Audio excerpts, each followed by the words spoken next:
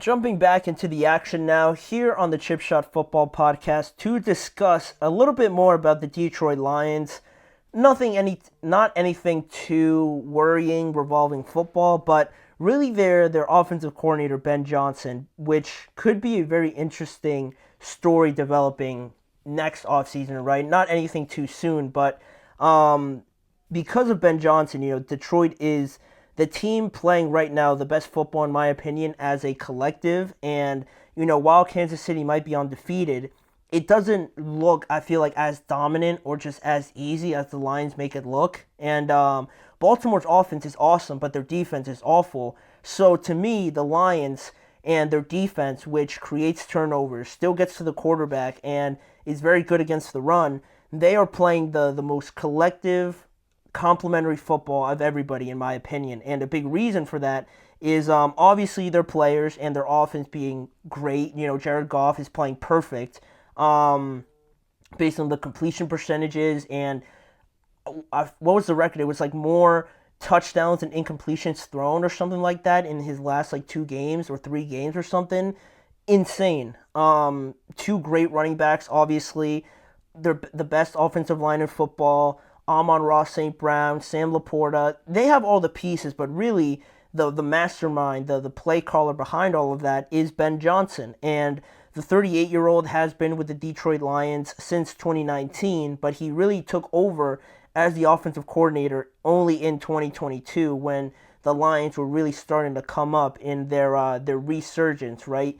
And how they ended up being this good already right now, in large part because of Ben Johnson. And their offense right now is the top scoring offensive unit so far in the NFL, and they're top 10 in about all of the other offensive categories so far. So that's really a big credit to Ben Johnson. Obviously, everybody, all the good teams, there's a bunch of good teams have a bunch of good players, but to me, when you get to the nitty-gritty, the playoffs, the championship games, those big moments, the play calling and the decision making and things like that, those guys really turn out to be the difference a lot of the time. So having a guy like Ben Johnson is certainly something that they're benefiting off of. And because of all of his success, he was already mentioned as a head coaching candidate last season. And I think to everybody's surprise, he decided to stay this year and remain the Lions offensive coordinator. And already now they're starting to bring his name up again for,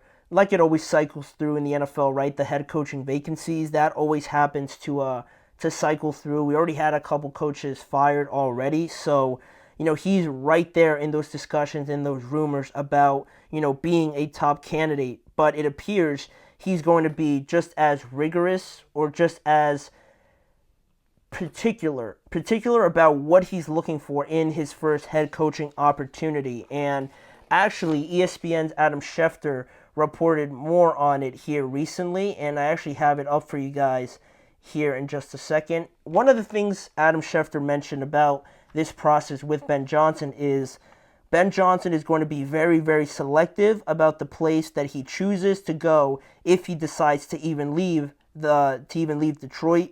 He's going to be very careful. And that was the first thing Adam Schefter said, but also he continued on to mention that just because there are going to be, let's just say, 8 openings this year, and let's just say 8 teams have him on their wish list, it doesn't mean he's going to be interviewing with 8 teams. I think if Ben Johnson is interviewing with anybody this year, he is interviewing with the intent that he is going to take that job. And it's pretty interesting how Adam Schefter put it. And it felt like during the offseason last year how Ben Johnson,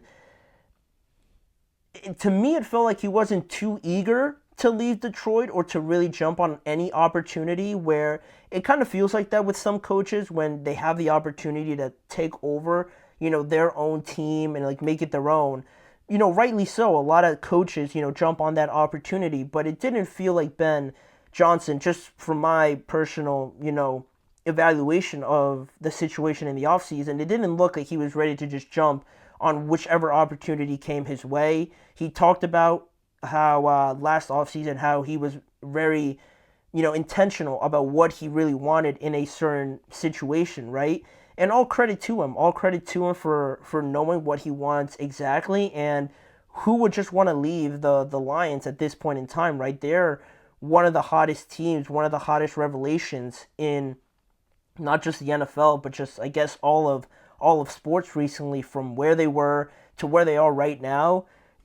Being there and being part of that is special. So I can't blame him for not wanting to leave, obviously. But yeah, I mean, I feel like he's going to get a head coaching opportunity soon, sooner rather than later, definitely, because he is that good. I think he is going to do a lot of great things for an organization. But like the report says, he's looking for something very specific, very selective, as the report puts it, in what he wants to look for, be part of, and being part of that, he feels like he's going to get the most success out of. And some of the reports have actually linked Ben Johnson with the Dallas Cowboys, obviously. The Jacksonville Jaguars is another one, and the Las Vegas Raiders. And I wouldn't even touch any of those teams. Honestly, I would not really entertain it. If Ben Johnson's going to be particular about what he wants, if I was Ben Johnson, I'm not looking at any of those teams. No offense to those organizations, right? Because, it's very fortunate to have a head coaching job anywhere in the NFL, right? Only 32 people have that job. But if he's going to be particular about it and selective, right, is he going to work well with Jerry Jones? Probably not. The Jaguars, is interesting because you have Trevor Lawrence, you have some good young talent, but I'm not sure if they're quite ready, to take that next step, to really be right there with some of the contending teams. Trevor, I think he's good. If I was to make the choice on whether or not, Trevor is going to turn out to be a good quarterback, I'm still leaning towards yes, but he definitely has his moments. And still, the defense needs some work. The offensive line needs some work. We don't know what the running back situation really is. I really wouldn't like that because I have three other teams where I feel like he could fit in better. And the Raiders, not very exciting either. The offense really isn't there other than Brock Bowers. Max Crosby's a stud, but they still need help in the secondary. They could have some more linebackers, somebody other than Max Crosby. They added Christian Wilkins, but they're going to need some more. Their offensive line, again, is all right. They need a running back. There's a lot of things the Raiders need, and I don't think Ben Johnson would really be jumping at that opportunity to go interview with the Raiders. The Raiders might want him, but like the report says, if he's going to interview for a job, like the report says, it is because he wants to take that job. So I don't know if he'd be too eager to join the Raiders where they are right now.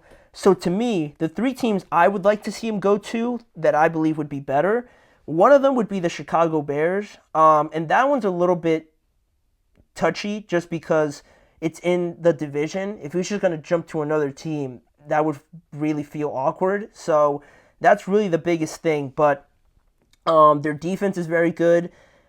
Another thing also with the Bears is Caleb, the quarterback that he wants. That's always a weird subject too. Usually when the new head coach comes in, they come in and ideally they draft like a quarterback that they want, right? And Ben Johnson and Caleb could that there is a possibility that they could butt heads and they just don't work together. So that's also something else that is still as a uncertainty. But with the weapons that they have, they brought in the right amount of people, but they still need an offensive line. But other than that, just developing more Caleb Williams and the work that Ben Johnson has done with Jared Goff, if they were to work well together, I think that would be a great situation to be with because of that defense and having all the weapons figured out already. Figuring out the offensive line would be the next thing, and I think Ben Johnson, with how much input he's put in building that offensive line in Detroit, I think this would be a great fit as one of the options. Another one that I think would be great would be the Philadelphia Eagles. Now, this one is probably the least likely just because of the fact that they're doing very good now. But would they fire Nick Sirianni if, say, they lost in the first round, second round? And if they did, this would be just as perfect of a situation that anybody could be in, right? having Jalen, Saquon, all these guys are extended, I think, to at least 2027, 2028, if not more than that. So they have all their guys there. They have all the star power, the young players on defense. They have all the talent there. It's really just been about the head coaching, decisions, the play calling, the coordinators and things like that. I think Ben Johnson, if he stepped in right away and he brought that decision making, the play calling and everything like that, this team would be just as scary as like the Lions would be. It's just some of the behind the scenes things that make this Eagles team just still leaving you with some doubts about them. So with that also, would Kellen Moore still stick around? He's the play caller right now, but Ben Johnson's an offensive guy. Would he want to call plays? Would they butt heads? Maybe Kellen Moore moves on and maybe takes a job with the Cowboys again or the Raiders. That would be something else to kind of happen off of the move if Ben Johnson were to go to Philadelphia, but there's no guarantee that they fire Nick Sirianni, obviously, but that would be an ideal situation. And also, lastly, I like the Tampa Bay Buccaneers also, but it's similar to Philly. I don't know if they'll fire Todd Bowles. Maybe if they don't make the playoffs, that could be something, but they have great pieces too. Mike Evans, Chris Godwin. The defense could use a little bit of work, but that would still, they're playing very, very well. Also, I didn't mention too that I'm just seeing it now. The Bengals would be another one. Again, I don't know if they'd fire Zach Taylor if they don't make the playoffs, potentially, but having a quarterback like Joe Burrow, Zach Taylor, I don't really know if he's a good coach or not, and it kind of sounds weird, but it's hard to really mess up what they have going. And maybe I'm not giving him enough credit. But if the Bengals do miss the playoffs and it doesn't look any better, the slumps at the beginning of the year are a problem. And I think for as much as that is the players, I think that's also the coaching and things like that. And if they don't make the playoffs off of this year, I think he could be a candidate to also go as well if the Bengals have just had enough of them, getting off to bad starts to the year. I think Ben Johnson, you put him with Joe Burrow and what that offense can do, it would certainly be scary, and I think it would be a great matchup as well. But I would rather see Ben Johnson go to Philly, Tampa, Cincinnati, or Chicago. I think any of those situations would be perfect, and there's still some factors to go before we get to that, but I think that would be a great spot for Ben Johnson, potentially, if he is going to be so selective about it. So that's all on Ben Johnson and the Detroit Lions. We have still one more segment to get to on today's show, just revolving around the playoff scenario so far. Last night's game got me in a playoff mood, so we're going to look at the playoff scenarios and look at the teams from 8 to 10, just outside of the wild card round, and see what their chances are of making the playoffs in 2024. We'll be right back with that segment in just a few seconds.